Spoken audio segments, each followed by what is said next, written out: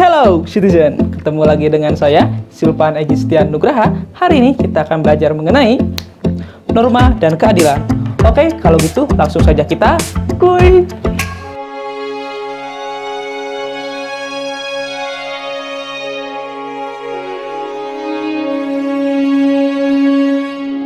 Oke citizen, sebelum kita mempelajari apa itu norma, kita harus tahu dulu bahwa manusia merupakan makhluk sosial.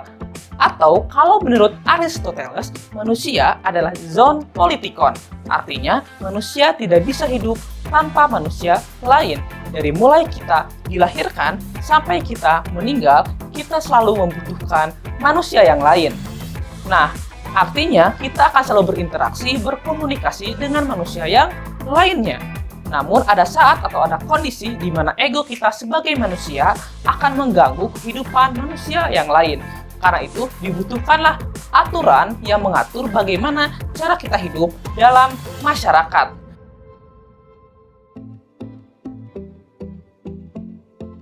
Berdasarkan hal tersebut, norma bisa dikatakan sebagai sebuah kaidah, aturan, atau pedoman tentang bagaimana cara manusia berinteraksi dengan manusia lain dalam suatu komunitas sosial atau dalam masyarakat. Norma sendiri bisa dibagi ke dalam beberapa jenis. Kita akan bahas satu persatu.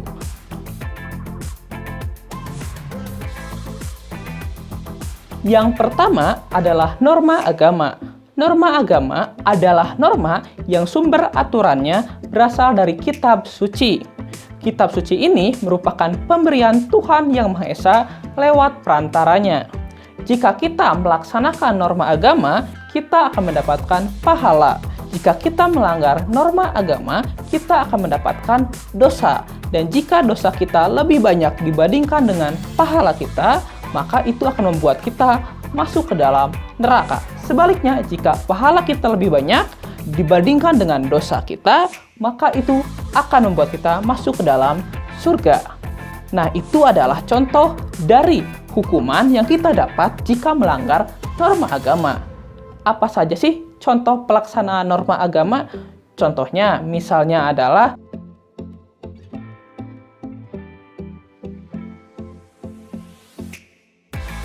yang kedua adalah norma kesopanan. Norma kesopanan merupakan norma yang sumber aturannya berasal dari pergaulan dalam masyarakat atau tata kelakuan dalam masyarakat. Jika kita melanggar norma ini, sanksinya adalah kita akan dijauhi atau dikucilkan dari kehidupan masyarakat. Contohnya, misalnya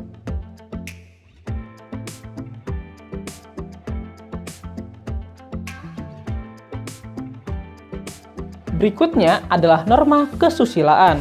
Norma kesusilaan merupakan norma yang sumber aturannya berasal dari hati sanubari atau lubuk hati paling dalam dari setiap manusia. Jika kita melanggar norma ini, maka akan muncul perasaan bersalah atau perasaan tidak enak dalam diri kita. Nah, contoh dari norma kesusilaan adalah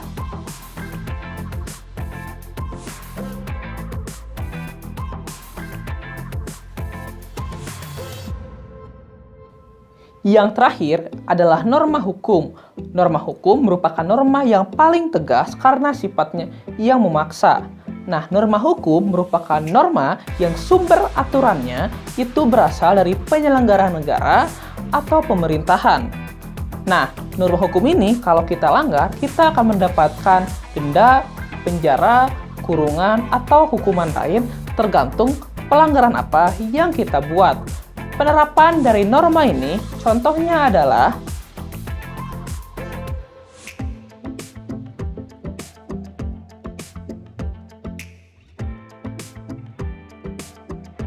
selain yang telah kita bahas barusan, norma juga bisa dibagi berdasarkan tingkatannya, yaitu yang pertama, cara atau usage, yang kedua, kebiasaan atau folkways, yang ketiga, tata kelakuan atau mores. Yang terakhir, adat istiadat atau custom. Yang pertama, cara. Cara adalah suatu bentuk perbuatan tertentu yang dilakukan oleh individu dalam suatu masyarakat, tetapi tidak secara terus-menerus. Contohnya,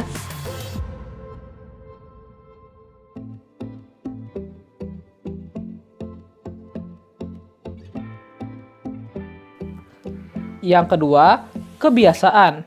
Kebiasaan merupakan suatu bentuk perbuatan yang berulang-ulang dengan bentuk yang sama, yang dilakukan secara sadar dan mempunyai tujuan-tujuan yang jelas, serta dianggap baik dan benar.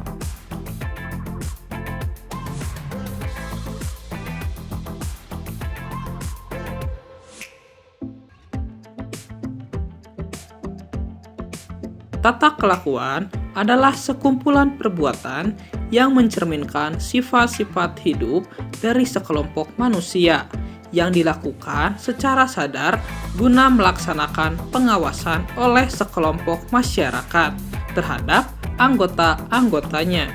Dalam tata kelakuan terdapat unsur memaksa atau melarang suatu perbuatan.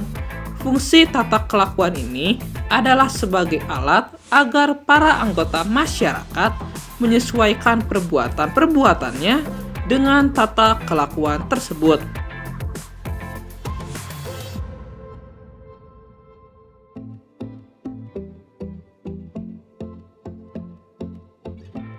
Yang terakhir, adat istiadat merupakan norma hukum yang tingkatannya paling tinggi. Adat istiadat adalah sekumpulan tata kelakuan yang paling tinggi kedudukannya karena bersifat kekal dan terintegrasi.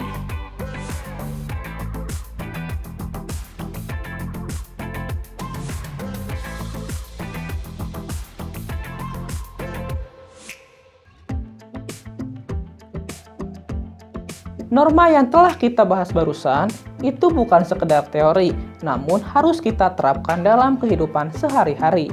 Norma ini bisa kita terapkan ke dalam berbagai lingkungan, seperti misalnya lingkungan keluarga, misalnya adalah menghormati orang tua, membantu mengerjakan pekerjaan rumah, serta menaati aturan-aturan yang dibuat oleh keluarga.